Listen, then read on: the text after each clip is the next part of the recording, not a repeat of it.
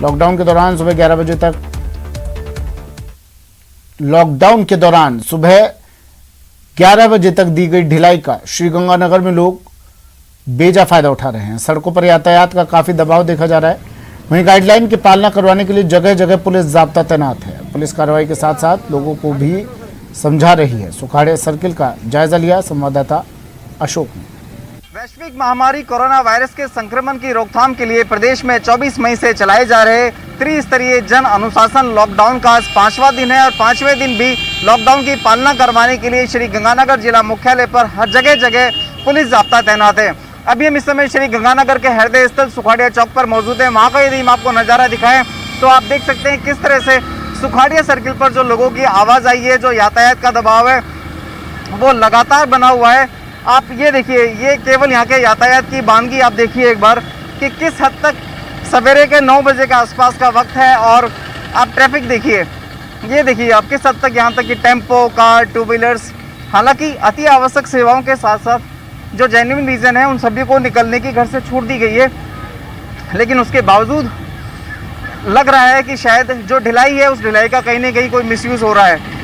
हमारे साथ यहाँ बात करने के लिए ट्रैफिक थाने के हेड कांस्टेबल साहब हैं, हम इन्हीं से बात करते हैं। बॉस, कैसा लोगों का फीडबैक आ रहा है और किस तरह से लोग आपको कोऑपरेट कर रहे हैं? सर, लोग हमें बड़ा सहयोग मिल रहा है, जनता का भी सहयोग मिल रहा है।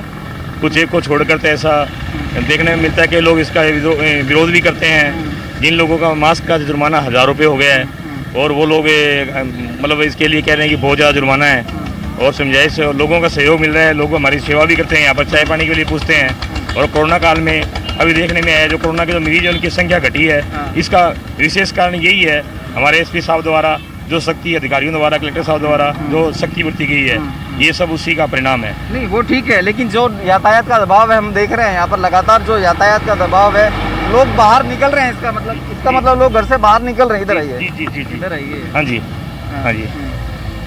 तो क्या बहाने बनाते हैं ये लोग ज़्यादातर बहाने बनाते बीमारी का। कोई लोग बाहर निकलने के लिए किसी न किसी चीज़ का बहाना चाहिए कि हमारे को रिश्तेदार बीमार है और पर्ची लेके आते हैं, हमें दवाई लेने जाना है। ज़्यादातर तो ये गलत है कि लोगों को दोबारा मैं अनुरोध करूँगा सभी जनता से कि इस महामारी से बचने के लिए अनावश्यक रूप से छोटे छोटे कार्य के लिए बाहर नहीं निकलेंगे। और निश्चित रूप से न्यूज़ 18 भी अपने सभी दर्शकों से अपील करता है कि अनावश्यक वो घर से बाहर ना निकलें। अशोक शर्मा, न्यूज़ 18 श्री गंगानगर। लॉकडाउन के बाद कोटा में भी कोरोना को लेकर राहत है। पॉजिटिव मरीजों की तादाद में लगातार कमी आ रही है। हालांकि ब्लैक फंगस के केस बढ़ रहे हैं। वहीं पुलिसकर्मी भीषण गर्मी में भी गाइडलाइंस का पालन करवाने में जुटे हुए हैं।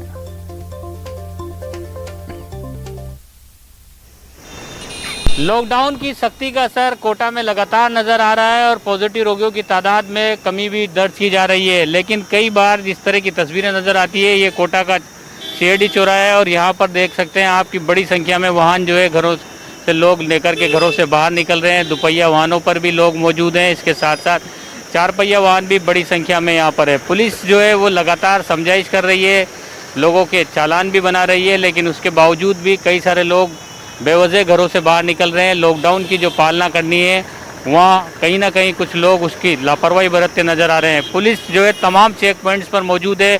पुलिस के लिए एक चुनौती और हो गई है भीषण गर्मी। पारा क्योंकि लगातार 40 के पार अब जाने लगा है, ऐसे में भीषण गर्मी में पुलिसकर्मी पूरी तरह से तैनात होकर अपनी ड्यूटी निभा रहे हैं, लॉकडाउन की पालना करवा रहे हैं। क्योंकि गर्मी का भी कहर है, इसके साथ साथ लॉकडाउन की भी पालना करवानी है। मैं बात करने की कोशिश करता हूँ यहाँ जो तैनात हैं ड्यूटी पर। जाओ सर, गर्मी भी है और लॉकडाउन की पालना भी करवानी है। अब गर्मी से भी चुनौती मिल रही है पुलिस को। हाँ, गर्मी तो है, पर चूँकि कोरोना की महामारी है, बीमारी फैल रही है, तो पब्लिक की थोड़ी रक्षा के लिए हमें थोड़ी गर्मी झेलनी पड़ेगी और ये आमजन को मतलब सुरक्षित रखना पड़ेगा। इसीलिए हम ये ड्यूटी कर रहे हैं और इनको रोका टोकी भी कर रहे हैं, थोड़ी सख्ती भी कर रहे हैं, घर में रहने की हिदायत भी दे रहे हैं। कुछ मान भी जाते हैं, कुछ थोड़ा गर्मी में बोलते हैं कि भाई आपकी शिकायत करेंगे, पर जैसा भी हो हमें इनको अंदर रखना है। और इनके जो नहीं मानते उनके चालान भी काटते हैं, थोड़ी समझाइश भी करते हैं। गरीब आदमी हो तो उनको मास्क भी जो हमें नगर निगम की तरफ से मिले हुए वो दे देते हैं। तो इस प्रकार इनकी हर तरह से सुरक्षा रखने की वो थोड़ी निभा रहे हैं ड्यूटी। तो पुलिस जो है अपनी ड्यूटी पर तैनात है, समझाइश भी की जाती है, जो बिना मास्क के नज़र आता है उसको मास्क भी दिया जाता है, लेकिन आम जन से यही लगातार अपील की जा रही है, सरकार की ओर से की जा रही है, प्रशासन की ओर से की जा रही है। न्यूज़ 18 राजस्थान भी लगातार अपील कर रहा है कि गाइडलाइन की पालना करें। सरकार द्वारा जो कोरोना के खिलाफ प्रयास किए जा रहे हैं, कोरोना को रोकथाम के लिए जो प्रयास किए जा रहे हैं उसमें अपनी भागीदारी निभाएं। सहयोगी मुकेश के साथ शाकिर अली, न्यूज़ 18 कोटा। लॉकडाउन में पुलिस पूरी तरह सतर्क है और बेवजह घूमने वालों के खिलाफ कार्रवाई कर रही है। जैसलमेर में भी बेवजह घूम रहे लोगों के प्रति पुलिस सख्त रवैया अपना रही है। हर गली चौक चौराहे पर सुरक्षाकर्मी तैनात हैं और समझाइश के साथ कार्रवाई कर रही है। संवाददाता श्रीकांत व्यास ने शहर का लिया जायजा।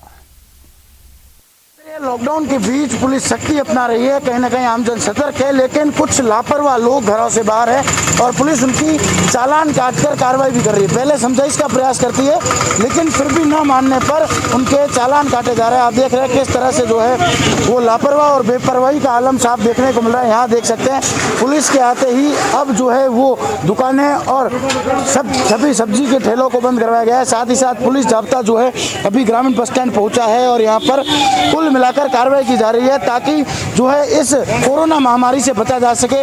आते जाने वाली गाड़ियों से पूछताछ की जा रही है, क्षमता से अधिक घूमने वालों पर चालान किए जा रहे हैं। बेपरवाह और लापरवाह हुए ये लोग मास्क को ना तो सही ढंग से लगाते हैं, ना ही सोशल डिस्टेंस का जो है वो पालन कर रहे हैं। हमारे साथ कुछ पुलिस अधिकारी है, उनसे बात करेंगे किस तरह से जो है वो कार्रवाई की जा रही है। लगातार जो है यहाँ पर भीड़ रहती है, किस तरह से आज कार्रवाई की गई है? राज्य सरकार द्वारा जो 11 बजे के बाद संपूर्ण लॉकडाउन है उसकी नियमानुसार कार्रवाई की जा रही है। दुकानें बंद करवाई जा रही है। जो भी सब्जी के ठेले स्थायी रूप से उनको गलियों में सब्जी बेचने तो जो लोग बेपरवाह है उन्हें समझाइश के बाद भी नहीं मान रहे तो किस तरह से नियमानुसार कार्रवाई की जा रही है। अब तक अगर बात करें तो कितने लोगों के चालान काटे गए हैं? किस तरह से लोग जो है वो अभी भी बेपरवाह है? जो भी दुपहिया वाहन वगैरह जो आते हैं, जो आदेश की पालना नहीं करते, उनके साथ जो है नियमानुसार कार्रवाई की जा रही है और समझाइश भी की जा रही है। कहीं ना कहीं जो है वो लगातार बढ़ती लापरवाही और पुलिस की सख्ती के बाद अब कहीं ना कहीं जागरूकता तो है, लेकिन कुछ लोग फिर भी लापरवाह और बेपरवाह हुए हैं। उनको लेकर पुलिस सख्त नजर आ रही है।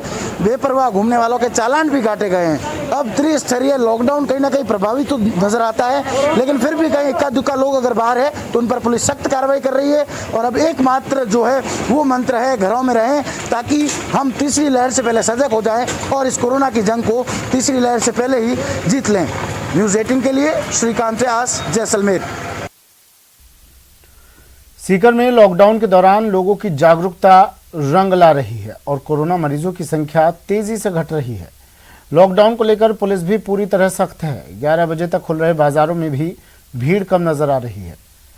हमारे संवाददाता ने लिया बाजार का जायजा।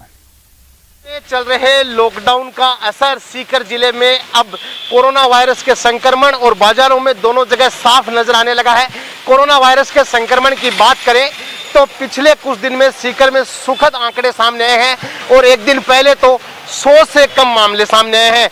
एक समय था जब 900 तक, 850 900 तक रोज पॉजिटिव आ रहे थे, लेकिन अब 100 से ये आंकड़ा नीचे पहुंच चुका है और ये पूर्ण रूप से सरकार की जो पाबंदियां हैं उसकी वजह से हुआ है। इस वक्त हम सीकर के जाट बाजार में खड़े हैं, जहां आप देख सकते हैं जिस तरह से पुलिस की टीम तैनात है और आने जाने वालों को रोका जा रहा है, सख्ती की जा रही है। इसके साथ साथ ये जागरूकता रथ पूरे शहर में चलाए जा रहे हैं। सुबह सुबह इनको रवाना किया जाता है और इसके बाद पूरे शहर में ये जो कोरोना वायरस की गाइडलाइन है या उससे निपटने के जो तरीके हैं इनका प्रचार करते हैं। इसके साथ साथ आप देख सकते हैं चारों तरफ जो बाजार है, किराना की दुकानें हैं, वहाँ भी बहुत कम भीड़ नजर आ रही है और यही वजह है, सिर्फ इसी वजह से कोरोना के जो संक्रमण के आंकड़े हैं वो कम हुए हैं। तो अगले कुछ दिन तक फिर से इसी तरह से अनुशासन की जरूरत है, जिससे कि कोरोना वायरस का जो दूसरी लहर है उसका जो संक्रमण है उसको पूरी तरह से रोका जा सके और तीसरी लहर से भी बचा जा सके। संदीप हुड्डा, न्यूज़ 18 सीकर। कोरोना की तीसरी लहर की आशंका को देखते हुए सांसद सुखबीर सिंह जौनापुरिया सवाई माधोपुर में सक्रिय हैं और स्वास्थ्य सेवाओं की जानकारी लगातार ले रहे हैं। साथ ही प्रदेश सरकार पर निशाना साधने से भी नहीं चूक रहे। हमारे संवाददाता गिरिराज शर्मा ने सांसद से की खास बातचीत। जिले में अब दूसरी लहर पूरी तरह से उतार पर है, लेकिन कोरोना की तीसरी लहर से भी इनकार नहीं किया जा सकता, जिसके मद्देनजर अब चिकित्सा विभाग पूरी तैयारियों को अंजाम देने में जी जान से जुटा हुआ है। उसी के साथ जनप्रतिनिधि भी चिकित्सा विभाग की तैयारियों को और अधिक सुदृढ़ करने में लगे हुए हैं। हमारे साथ बात करने के लिए मौजूद हैं सांसद सुखवीर सिंह जोनापुरिया जी, जो सवाईमाधोपुर जिले के प्रत्येक अस्पताल पर व्यक्तिशः पहुंच करके सारे इंतजामों को देख रहे हैं। सर, इस वक्त आप कोरोना की तीसरी लहर की संभावनाओं के मद्देनजर प्रत्येक अस्पताल पर आप जा रहे हैं, क्या किस तरीके की व्यवस्थाओं को आप देख रहे हैं? देखिए, जिले के नाते जिस हिसाब से मैं कल बामनवास में गया था, गंगापुर में गया था, उससे बाटौदा भी होकर आया था, मैं सभी जगह देख रहा हूँ। और उसके बाद में शाम को सवाईमाधोपुर के अस्पताल में मैं पहुंचा था। वहाँ पर मैंने CMHO भी PMO दोनों को बुलाया था, उससे बातचीत की थी। मैं समझता हूँ कि ये पूरे देश के अंदर में बहुत ही कहर बरसाया है, इसमें कोई दो राय की बात नहीं। लेकिन जब पहला दौर हुआ था, पहले दौर में काफ़ी कुछ उसमें किया था और देश के प्रधानमंत्री ने इस हिसाब से लॉकडाउन किया था कि पूरे देश में उस बात को वहीं का वहीं रोक दिया था। लेकिन उसके बाद में कांग्रेस के कुछ बड़े नेताओं ने ऐसा आरोप लगाया कि लॉकडाउन करके पूरे देश की GDP को बर्बाद कर दिया, ये बर्बाद कर दिया। उस चक्कर में कहा, आपके माननीय प्रधानमंत्री ने इस बात को सोचा कि क्यों ना स्टेट के ऊपर छोड़ा जाए कि स्टेट जैसे जैसे भी हैं उस हिसाब से लॉकडाउन लगाएं, उसको प्रतिबंध लगाएं और उसको रोकने में सक्षम हो। लेकिन वो कहीं ना कहीं नहीं रुक पाया और नहीं रुक पाने में आप मान के चलो कि संक्रमित अब की बार ऐसा हुआ कि शहर के अलावा गाँव तक भी पहुँच गया। और ये सोचा भी है, इसमें कोई दोहरा की बात नहीं, कि बहुत से लोग संक्रमित हुए हैं और उसके साथ साथ में बहुत से लोग तड़प कर हॉस्पिटल के बाहर मरे हैं। मैं समझता हूँ इतना दुखद घटना हुई है, शायद सोचा भी नहीं जा सकता। अभी जिस हिसाब से मैं कल माधोपुर के शहर में गया और जब जिले के अस्पताल में मैं घूमा और सारे में देखा, अब से पहले आज तक जो बार बार माननीय खाचरीवास जी बहुत आरोप लगा रहे हैं कि मैं वैक्सीन नहीं मिल पा रही। बहुत से प्रदेश के मुख्यमंत्री इस बात को कह रहे हैं कि हमें उस पर ऊपर फोटो नहीं छापा जा रहा, सेंटर खरीद रहा, लेकिन हमारा फोटो लगाना चाहिए। ताजुब इस बात का है, मैं आपको ये बात कहना चाहता हूँ कि सबसे बड़ी बात यह है कि आज कल मैंने आंखों से देखा NRHM की तरफ से 2 ऑक्सीजन प्लांट अपने सवाईमाधोपुर के अंदर लगे हैं, हालांकि हर जिले में दिए हैं। सवाईमाधोपुर में बीजेपी ने जरूरतमंदों को भोजन उपलब्ध करवाने के लिए वसुंधरा जन रसोई का शुभारंभ किया है। वसुंधरा रसोई के माध्यम से अब गरीब तबके और असहाय लोगों को निःशुल्क रूप से भोजन उपलब्ध करवाया जा सकेगा। न्यूज 18 संवाददाता गिरिराज शर्मा ने वसुंधरा जन रसोई का जायजा लिया। में कोरोना संक्रमण बेहद व्यापकता के साथ में फैला है, जिसके चलते सवाईमाधोपुर जिले में सबसे ज्यादा तकलीफ उन लोगों को हुई है जो कि खानाबदोश लोग हैं, गरीब तबके के लोग हैं, जिन्हें 2 वक्त की रोजी रोटी का जुगाड़ करने के लिए भी भारी मशक्कत करनी पड़ रही है। एक और जहां राज्य सरकार की ओर से इंदिरा रसोई सवाईमाधोपुर जिला मुख्यालय पर संचालित है, तो वहीं अब इसमें भाजपा ने भी एक कदम आगे बढ़ाते हुए वसुंधरा रसोई का भी अब शुभारंभ कर दिया है। आप इस वक्त देख सकते हैं, हम इस वक्त खड़े हुए हैं सवाईमाधोपुर जिला मुख्यालय के रणथंभौर सर्किल पर, जहां पर वसुंधरा जन रसोई की शुरुआत आज से कर दी गई है, जहां पर गरीब तबके के लोगों को भोजन देना यहां से शुरू कर दिया गया है। आप देख सकते हैं, हमीर कच्ची बस्ती के लोग जिनके पास में 2 वक्त की रोजी रोटी का जुगाड़ नहीं है, वो लोग यहां पर पहुंच रहे हैं और भाजपा कार्यकर्ता उन्हें 2 वक्त का खाना यहां पर मुहैया करवा रहे हैं।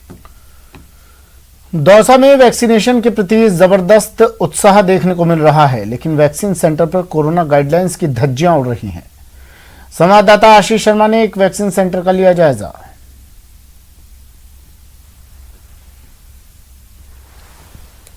दौसा में पहली बार ऑफलाइन वैक्सीन लगाई जा रही है और ऑफलाइन वैक्सीन लगाने के लिए बड़ी संख्या में जो लोग हैं वो आए हुए हैं। वैक्सीन के प्रति उत्साह देखने को मिल रहा है।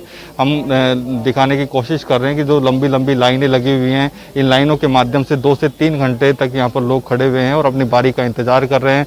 ये वो लोग हैं जो करीब 15 से 20 दिनों से जो ऑनलाइन स्लॉट लेने के लिए प्रतिदिन शाम के समय मोबाइल पर बैठे रहते थे कि उनका कब ऑनलाइन स्लॉट बुक होएगा, कब उनको वैक्सीन लगेगी, लेकिन 15 दिन में उनका कभी भी नंबर नहीं आया और 5 मिनट में उनकी वैक्सीन बुक हो जाती थी।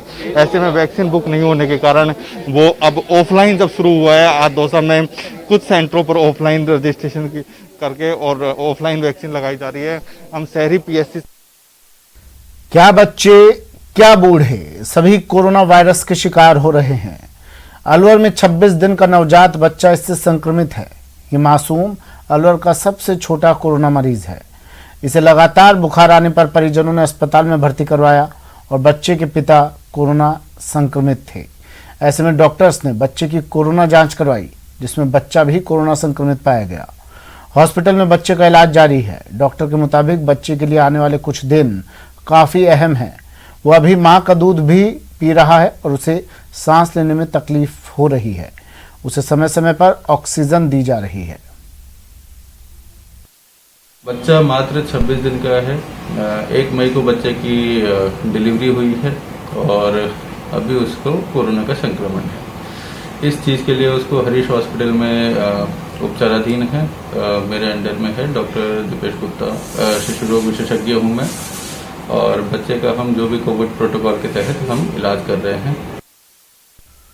कोरोना काल में पीड़ितों की मदद में जुटे लोकसभा स्पीकर ओम बिरला ने एक और बड़ी पहल की है। स्पीकर ने अपने संसदीय इलाके की ऐसी लड़कियों का कन्यादान करेंगे जिनके परिजनों की मौत कोरोना के कारण हुई है।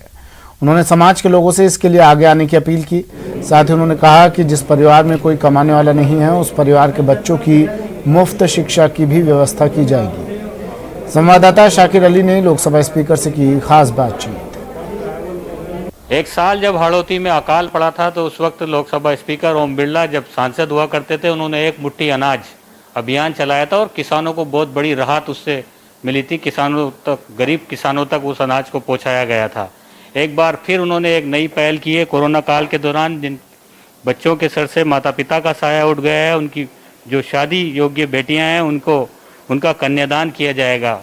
ये प्रयास जो है किस तरह से उन्होंने तैयार किया है और कैसे इसको इम्प्लीमेंट किया जाएगा, मैं बात करने की कोशिश करता हूँ। स्पीकर साहब, आप लगातार इस तरह के अभियान चलाते हैं, ये एक और नया एक आपने पहल की है। मेरे संसदीय क्षेत्र और देश के अन्य हिस्सों के अंदर भी कोरोना की दूसरी वेव के अंदर कई परिवार के कमाने वाले मुखिया चले गए। कई परिवार तो ऐसे हैं जिनके माता पिता दोनों चले गए। कई परिवार में दादा, पिता, बेटी, बहू, मतलब परिवारों के पर भयंकर संकट की स्थिति आई है। ऐसी स्थिति में मैंने देखा कि कई परिवार में बेटियां बड़ी हो गई है, शादी ले बेटियां हो गई। पिता का सपना था कि मेरी बेटी की अच्छी शादी करूंगा, उसको अपने पैरों पे खड़ा करूंगा, क्योंकि कमाने वाला एक ही व्यक्ति परिवार में रहता है जनरली। तो परिवार में जब कमाने वाला व्यक्ति नहीं रहा तो आर्थिक संकट से परिवार गुजर रहे हैं। तो हमने समाज से विचार किया कि ऐसे बच्चे हैं जो शादी लायक होंगे, उनकी शादी कराएंगे।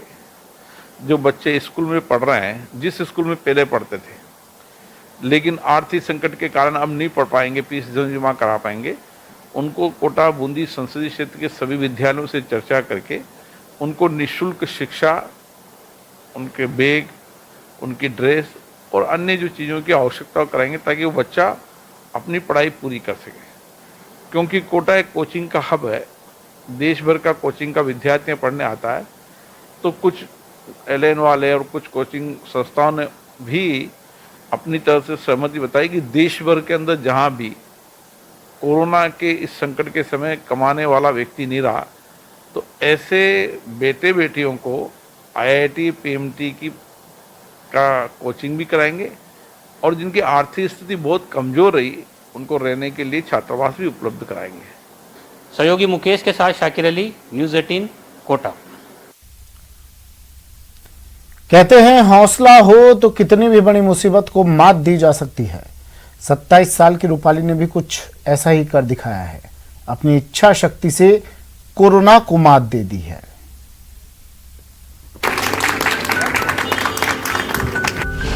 जहां चाह वहां राह, जहां जज्बा वहां जीत, जहां संकल्प वहां जिंदगी। ये खुशी, ये मुस्कान, ये तालियां, ये पुष्प वर्षा क्यों ना हो। पूरे 1 महीने तक मौत से जंग के बाद जश्न का ये मौका जो आया है।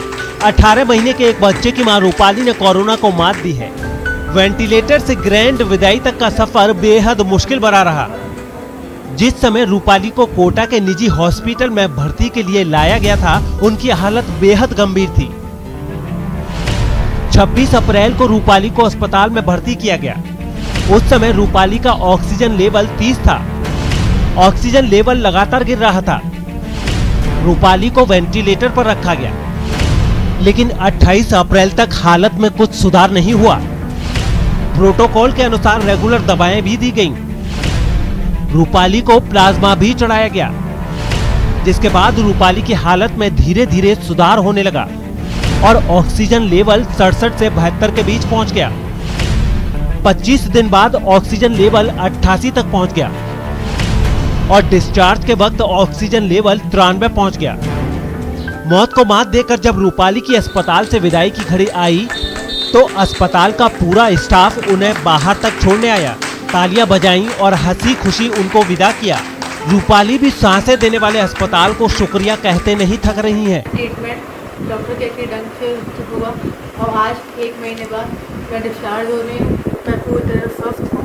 इस हॉस्पिटल का स्टाफ, डॉक्टर, नर्स स्टाफ काफ़ी सपोर्टिव है और मुझे खुशी हो रही है कि डॉक्टर के ट्रीटमेंट में आके आज मैं पूरी तरह स्वस्थ हूँ। जिस समय रूपाली को अस्पताल लाया गया था, कोटा में हालत बेहद खराब थे। अस्पतालों में बेड नहीं मिल रहे थे, लेकिन अस्पताल ने इस चुनौती को स्वीकार किया और रूपाली का तुरंत इलाज शुरू किया। जैसे 32 दिन जो है रूपाली ऑक्सीजन पे रही और वेंटिलेटर पे रही कुल मिलाकर के, और धीरे धीरे रिकवर होने लगी। आज जो है बिना ऑक्सीजन के जो है 88 तक मेंटेन कर पाती है। कोरोना से इस जंग में अस्पताल के डॉक्टर और स्टाफ ने रूपाली को खूब मोटिवेट भी किया। इसी का नतीजा है कि रूपाली की इच्छा शक्ति और धरती के भगवान की महीने भर की मेहनत रंग लाई और 27 मई को रूपाली कोरोना वॉरियर बनकर वापस अपने घर लौट आई। न्यूज़ 18 के लिए कोटा से ओम प्रकाश की रिपोर्ट।